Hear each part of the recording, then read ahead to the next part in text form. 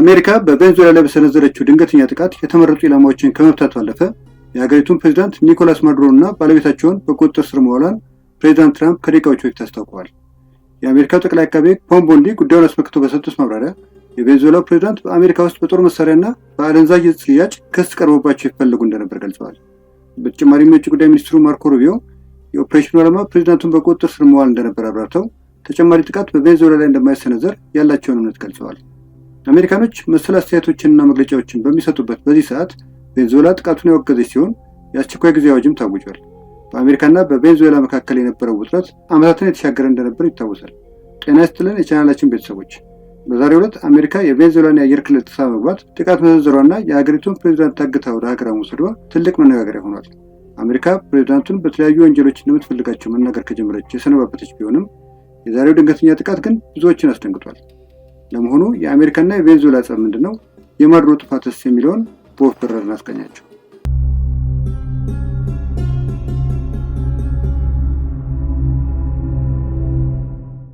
በደቡብ አሜሪካ ሰሜናዊ የውቅያኖስ ዳርቻ ላይ የምትገኘው ቬንዙዌላ በስተምዕራብ ከኮሎምቢያ፣ በስተምስራቅ ከጉያና እንዲሁም በደቡብ ከብራዚል ጋር ትዋሰናለች። 28 ሚሊዮን ከሚጠጋ ህዝቧ 5 ሚሊዮን ያህሉ በዋና ከተማዋ ካራካስ ይኖራል። ሀገሪቱ ከፍተኛ ነዳጅ፣ የድንጋይ ከሰልና የወርቅ ክምችት ያላትም ሀገር ናት።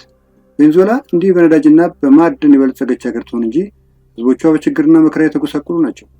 በተለይ ባለፉት 30ና 40 ዓመታት በሀገሪቱ ላይ የሚሾሙ ባለስልጣናት ለህዝቡ ሰላምና ብልጽግና ከመስራት ይልቅ ህይወቱን በጉስቁልና እንዲገፋ ሲፈርዱበት ኖረዋል። ቬንዙዌላ ከ1950ዎቹ እስከ 90ዎቹ ድረስ ባሉት ዓመታት በአንጻራዊነት ለኑሮ ምቹ የነበረች ሀገር ነበረች። ምንም እንኳን የሀገሪቱ ኢኮኖሚ በነዳጅ ላይ ጥገኛ ቢሆንም በላቲን አሜሪካ ከሚገኙ ሀገሮች ሀብታም ተብላ የምትጠቀስም ነበረች። በፖለቲካ ረገድም ቢሆን በተለይ ከ1958 በኋላ በምርጫ የምትመራ ዲሞክራሲያዊት ሀገር ተብላም ትጠቀስ ነበር። ቢሆንም ግን በ1990ዎቹ መጨረሻ አካባቢ በሀገሪቱ የሙስና መስፋፋት፣ ድህነትና ውስጣዊ የፖለቲካ ትግል ሀገሪቱን አጣብቂኝ ውስጥ ይከታት ጀመር። በተለይ ሀገሪቱ በገጠማት የኢኮኖሚ ፈተና ህዝቡ በድህነት ይማቀቅ ጀመር። የህዝቡን ቁጣ ከዕለት ዕለት እየጨመረ ሄደ። በዚህ ወቅት ነው እንግዲህ በሀገሪቱ የፖለቲካ ታሪክ ስማቸው ተደጋግሞ የሚጠቀሰው ሁጎ ቻቬዝ ወደ ስልጣን የመጡት። በ1998 በተደረገ ምርጫ ለፕሬዝዳንትነት የበቁት ቻቬዝ ከሁሉም ቅድሚያ ድህነትን ለማጥፋትና የህዝቡን ኑሮ ለማሻሻል እንደሚሰሩ ቃል ገቡ። የ21ኛው ክፍለ ዘመን ሶሻሊዝም የተሰኘም ሲስተም ዘርግቻለሁኝ አሉ። ነዳጅ፣ ኤሌክትሪክና ሌሎች ታላላቅ ኢንዱስትሪዎችን በመንግስት ቁጥጥር ስር እንዲተዳደሩም አደረጉ።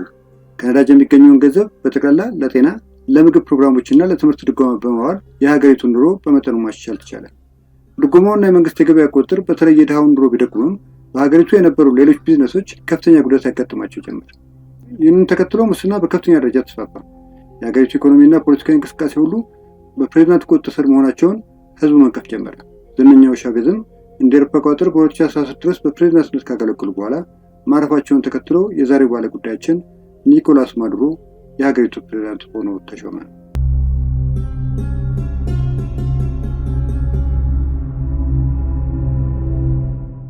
ማዱሮ በተሾመ ማግስት የነዳጅ ዓለም አቀፋዊ ዋጋ መቀነሱን ተከትሎ በቋፍ ላይ የነበረው የቬንዙዌላ ኢኮኖሚ ተንኮታኮተ። ምግብ፣ መድኃኒትና ኤሌክትሪክ ማግኘት ቅንጦት መሰለ። የሀገሪቱ ኢኮኖሚ ለመረጋጋት በሚል መንግስት በየጊዜው የሚያትመው ገንዘብ በእንቅርት ላይ ጆሮ ደግፍ ሆኖ ሀገሪቱን መቀመቅ ከተታት። ህዝቡ የሚላስ የሚቀመስ በማጣቱ ሀገሩን ጥሎ ይሰደድ ጀመር።